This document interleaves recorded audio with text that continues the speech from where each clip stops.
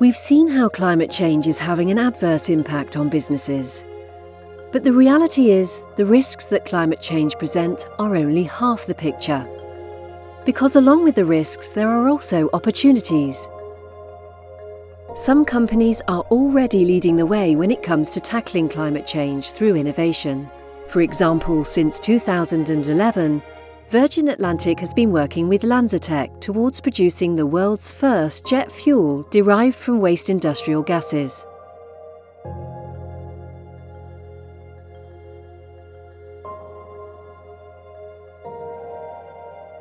Initial analyses have shown that the new fuel will result in carbon savings of 70% compared to regular jet fuel. They also estimate that the process could produce around 15 billion gallons of jet fuel each year, which is around 20% of the total amount of aviation fuel used each year. There are other companies who are making great strides in moving towards a low-carbon economy too. Shipping carries 80% of global trade. And for companies like Maersk, decarbonisation is central to achieving a lower emission economy and combating climate change. Maersk is currently developing carbon-neutral vessels that will be commercially viable by 2030 and aim to be fully carbon neutral by 2050. Maersk is also currently trialling the use of biofuel by undertaking a 25,000 nautical mile round trip between Rotterdam and Shanghai with one of its vessels.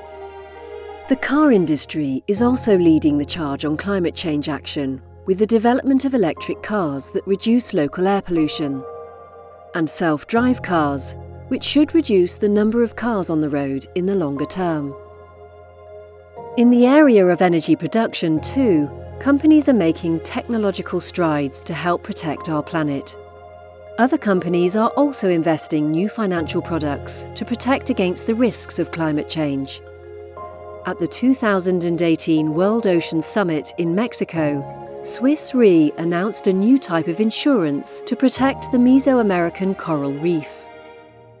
The insurance is designed not only to help the conservation and quick restoration of the reef in the event of a hurricane, but also to support the economic resilience of the region more generally.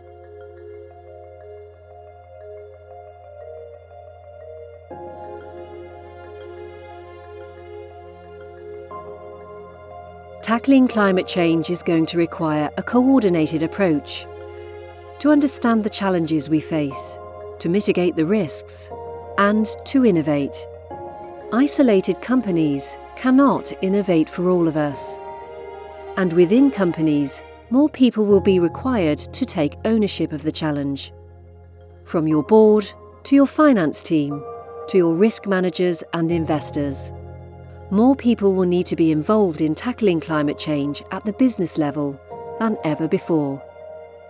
And for progress to be made, it will be important to bring these people together and get everyone talking in the same language. But how do we do this? Where do we start? What role will you play?